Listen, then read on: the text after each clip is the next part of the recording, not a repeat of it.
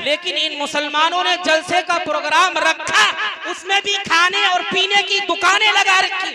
नसरतपुर के मुसलमानों, तुम्हारी गैरत कहाँ चली गई? अभी एक जलसा हुआ था, उसमें तो कप से लेकर के प्याली और सिंगार कोई चीज बाकी नहीं जो सजी ना हो। जब जैसे ही हजरत अल्लामा मुफ्ती नैयर साहब प्रोग्राम करने जब बैठे कुर्सी पर, इसी कौम ने जो था जनरेटर बंद कर दिया, जलसे ही पूरा खत्म कर दिया। ये हाल है मुसलमानों का। अभी इसी गांव के अंदर जब शरकत हुआ तो इन मुसलमानों ने 1.5 लाख रुपया उन शरकत वालों को लुटा दिया। और 1 साल पहले इसी गांव के अंदर इन मुसलमानों ने शादी के मौके पर वो रंडियां नचाई जिसमें 2-2 लाख रुपया खर्च किया। इस नसरतपुर की जमीन पर जो बच्चा अपने सीने के अंदर कुरान जज्ब करके लाया, वो मदरसे के मुहतमिम साहब ये स्टेज पर बैठे हुए, इन्होंने बच्चे का खाने और पीने का 4 साल 5 साल मुसलसल एहतिमाम किया, खाना खिलाया बच्चों को। और उसके बाद में इनके पढ़ाने के लिए 8 घंटे की ड्यूटी के लिए एक मुदर्रिस रखा, जिसे 8-10 हजार रुपए तनख्वाह मुहैया की।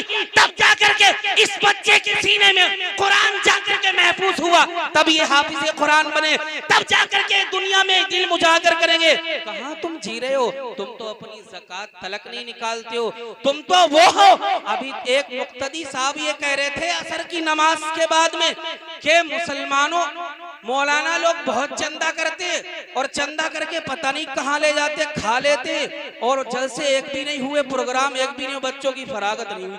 जब लॉकडाउन लगा हुआ था, चंदा कहाँ से लोग देते? खुद लोग मोहताज थे खाने को। गांव में अमीर लोग थे, उन्होंने खुद गरीबों को गल्ला और तेल बांटा, तो चंदा लोग कहाँ से देते? इमामों तक को तनख्वाह नहीं दे पा रहे। यहाँ कुछ ऐसे लोग हैं कि बच्चे पढ़ लिख जाएं, आलिम और मौलाना बन जाएं, पता नहीं क्यों इतना हसद करते हैं, क्यों इतना उनसे जलते हैं। हमने हदीसे पाक में पढ़ा कि जो लोग उलमा से बुग़्ज़ रखते हैं, अल्लाह उनकी 7 नस्लों में कोई आलिम और हाफिज पैदा नहीं करता। इनका मर्तबा क्या है? मुस्तफा जाने रहमत जब मेराज में तशरीफ ले गए तो गैब से आवाज आ रही थी कि जन्नत 3 लोगों की मुश्ताक है, जन्नत 3 लोगों का इंतजार कर रही है। मुस्तफा जाने रहमत ने मेराज से लौटने के बाद में ये बात अपने सहाबा को बताई, तो सहाबा ने पूछा या रसूल अल्लाह, जन्नत किसकी मुश्ताक है? तो मेरे आका अलैहिस्सलातु वस्सलाम ने इरशाद फरमाया, जन्नत खुद मुहम्मदुर रसूलुल्लाह सल्लल्लाहु तआला अलैहि वसल्लम का इंतजार कर रही है, कब वो मोहम्मद हमारे अंदर तशरीफ लाएंगे, जन्नत के हुस्न को और दोबारा बनाएंगे। दूसरी वो जात है जो हजरत अबू बकर सिद्दीक रज़ी अल्लाह तआला अन्हु, हजरत उमर फारूक आज़म रज़ी अल्लाह तआला अन्हु, ये 2 मिंबर ऐसे हैं, इनका जन्नत इंतजार कर रही है। ये मिंबर जन्नत के अंदर कब तशरीफ लाएंगे, जन्नत के हुस्न को और दोबारा बनाएंगे। और आगे मुस्तफा जाने रहमत इरशाद फरमाते कि तीसरी वो जमात है जिनके सीने के अंदर कुरान महफूज है, जो हाफिज़े कुरान है, जन्नत उनका इंतजार कर रही है, कब ये हमारे अंदर तशरीफ लाएंगे, जन्नत के हुस्न को और दोबारा बनाएंगे। इन्हें हाफिज़े कुरान बनाने में मेहनत इन असातिज़ा की है, मिंबर पर तकरीर करने वाले, स्टेज पर नात पढ़ने वाले, ये उलमा हम आए अभी चले गए, हमें इस काबिल बनाया किसने है कि हम मिंबर पर नात पढ़ें? हमें इस काबिल बनाया किसने है कि हम मिंबर के ऊपर बैठ करके खिताब करें? इन मदरसे के मुदर्रिसों का सबसे बड़ा एहसान है, इनकी 8-10 घंटे की मुसलसल ड्यूटी होती है। इन्हें देखो थोड़ी से तनख्वाहें मैसर नहीं हो रही, कौम इन्हें सही से खाना पेश नहीं कर रही। सबसे ज्यादा दीन की मेहनत ये मदरसे के मुदर्रिस कर रहे हैं। मजहबों मिल्लत की हिफाजत, मस्जिदों में अजानों की आवाज की सदाएं, अगर इनकी बका कहीं से है तो मस्जिदों के जो बका है तो याद रखो इन्हीं मदरसे के मुदर्रिसों से है। ये सही दीन का काम कर रहे हैं, अगरचे स्टेज पर नहीं बोलते, अगरचे नात नहीं पढ़ते, ये बैठ करके मदरसे में किताबत करते, किताबें ये तहरीर करते, ये बैठ करके बच्चों को इल्म हदीस पढ़ाते हैं, ये बैठ करके मदरसे में हाफिज कुरान बच्चों को बनाते हैं। और आइए देखिए सईद बिन मुसैब रज़ी अल्लाह ताला अन्हु, ये सईदुत ताइफीन में से हैं। ये क्या करते थे, बैठ करके मदरसे में जब इल्म हदीस पढ़ाते थे तो इनके एक शागिर्द थे अबुल हुदा नाम के, एक हफ्ता तक के पढ़ने नहीं आए। उस्ताद ने पूछा, अरे मेरे शागिर्द तुमने एक हफ्ता पढ़ना क्यों छोड़ दिया? तो अबुल हुदा ने बताया, अरे मेरे उस्ताद मोहतरम देखो, मेरी अहलिया का इंतकाल हो गया था इसलिए मैंने एक हफ्ता पढ़ना छोड़ दिया। तो सईद बिन मुसैब ने कहा, अरे अबुल हुदा हमें आपने बता दिया होता तो हम भी नमाज़े जनाजा पढ़ लेते। तो अबुल हुदा ने इरशाद फरमाया, अरे मेरे उस्ताद मोहतरम नमाज़े जनाजा पढ़ना फर्ज़े किफ़ाया है, और जो आप बच्चों को बैठ करके इल्म हदीस कुरान की तालीम दे रहे हैं ये इल्म सीखना फर्ज है। मैं ये नहीं चाहता हूँ कि आप फर्ज को छोड़ करके मुस्तहब बातों पर अमल करो, लेकिन हमारी कौम का ये हाल है, जब मदरसे में बैठ करके मुदर्रिस इल्म पढ़ा रहा हो तो लोग आते हैं, मौलाना साहब ऐसा है, मस्जिद में जाके आप ऐलान कर दो गाड़ी तैयार है, फला जगह जनाजे के लिए हम जा रहे हैं, हमने 10 रुपए दिए मस्जिद में, 20 रुपए चंदा दिया, इमाम साहब उठो और जाकर के मस्जिद में ऐलान करो। है मुसलमानों, ये ऐलान का सिस्टम किसने बनाया? मैंने तो कुरान की एक आयत पढ़ी, अल्लज़ीना युनफिकूना अमवालहुम बिल्लैली, जब अपने माल को अल्लाह की राह में खर्चा करो तो अमवालहुम के बाद में सेगाया बिल्लैल, रात में माल अपना दो ताकि कोई ना जान पाए, फिर बिल्लैली वन नहारी, दिन में अपना माल पेश करो, फिर सिर्रौ छुपके से अल्लाह की राह में अपना माल पेश करो, फिर बाद में ऐलान किया अल्लाह ने वालानियतौ, लेकिन नसरतपुर का अमल, इस कौम का अमल, किसके सेगे 2 सेगे आपने छोड़ दिए, दिन में पैसा नहीं दिया, रात में छुपके से पैसा नहीं दिया, दोनों कुरान के सेगे छोड़ करके तीसरे पर ऐलान करवा रहे, इमाम साहब आप ऐलान कर दो हमने 20 रुपए दिए, हमारी अगरचे कमाई इमाम को पता है इसकी कमाई हराम की है, लेकिन तुम लंबी दुआ कर दो, हराम कमाई के लिए दुआ करना कहां से जायज है? आप देखें। और अबुल हुदा रज़ी अल्लाह ताला अन्हु ये पाए के बुजुर्ग ने कहा, हमने इसलिए इजाजत नहीं दी कि आप पढ़ाना फर्ज छोड़ करके तो जनाजे में आप शामिल हो, तो कहा आप दोबारा शादी करोगे? हाँ का इरादा तो है, लेकिन मेरे पास माल कुछ नहीं है। कहा शादी करोगे? आपने अपने शागिर्दों के सामने अबुल हुदा से कहा, आए अबुल हुदा हम अपनी बेटी का निकाह तुम्हारे साथ करते हैं। आपकी बेटी का हाल ये था कि उस जमाने के खलीफा ने रिश्ता भेजा था कि अपनी बेटी का निकाह हमारे बेटे के साथ कर दो। सईद बिन मुसैब ने इनकार कर दिया, कहा मैं अपनी बेटी का निकाह किसी अमीर के घराने में नहीं करूंगा, बल्कि उसके साथ अपनी बेटी का निकाह करूंगा जो इल्म हदीस अपने सीने में रखता हो। अब इमाम दाऊद के पास अल्लामा तश्तरी आए, कहने लगा इमाम दाऊद जिस जबान से आप कुरान पढ़ते हो, हदीस पढ़ते हो, अपनी जबान निकालो, मैं उसे बोसा दूंगा, मैं उसे चूसूंगा। ये काम इमाम तश्तरी ने भी किया। और इसको देखें आप उठा करके अबुल हुदा के साथ उन्होंने अपनी बेटी का निकाह कर दिया। निकाह करने के बाद में शाम को ये बीवी के कमरे में नहीं पहुंचते और अबुल हुदा ने अपने घर में गए। आप रोजे की हालत में थे, आपने रोजा इफ्तार किया, नमाज अदा की, फिर उसके बाद में देखते क्या है, सईद बिन मुसैब ने दरवाजा बजा दिया। कहा अबुल हुदा दरवाजा खोलो। कहा कौन? कहा मैं सईद बिन मुसैब हूँ। कहा किस लिए आए हो? कहा खोलो तो कुंडी। आपने कहा ये आपकी अमानत है, हमने अपनी बेटी का निकाह तुम्हारे साथ कर दिया, लिहाजा अपनी अमानत को दरवाजे के अंदर कर लो। ये बहुत बड़े आलिम दीन है, अपनी बेटी का निकाह करने के बाद में और अपने दामाद के दरवाजे पर ले जाकर के बेटी को अंदर किया। लेकिन हम खां साहब हैं, जब तक के दामाद हमारा बेटी को बुलाने नहीं आएगा, चाहे हमारी बेटी मैके में बैठ करके फाहिशा हो जाए, चाहे कुछ भी करते रहे, कोई मतलब नहीं है, हम अपनी बेटी को बगैर बुलाए नहीं भेजेंगे। जब ये काम इन्होंने किया तो आप भी भेज सकते हैं। फौरन रात के वक्त में अबुल हुदा छत पे चढ़ जाते हैं, ऐलान करते हैं, ऐ लोगों याद रखो, मेरी बात को सुनो, मेरे उस्ताद ने अपना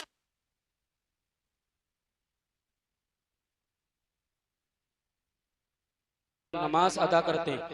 जब फिर आपने किताबें उठाई सईद बिन मुसैब के पास पहुंचने लगे तो बीबी ने दामन पकड़ लिया, कहा कहाँ जा रहे हो, अब कहीं जाने की जरूरत नहीं है। जो मेरे अब्बा जान तुम्हें बैठ करके मदरसे में काला काला रसूलुल्लाह की सदाएं बुलंद करते हैं, मेरे बाप ने खुद मुझे आलिमा बनाया है, यही बैठ करके मैं वो हदीसें तुम्हें पढ़ाऊंगी।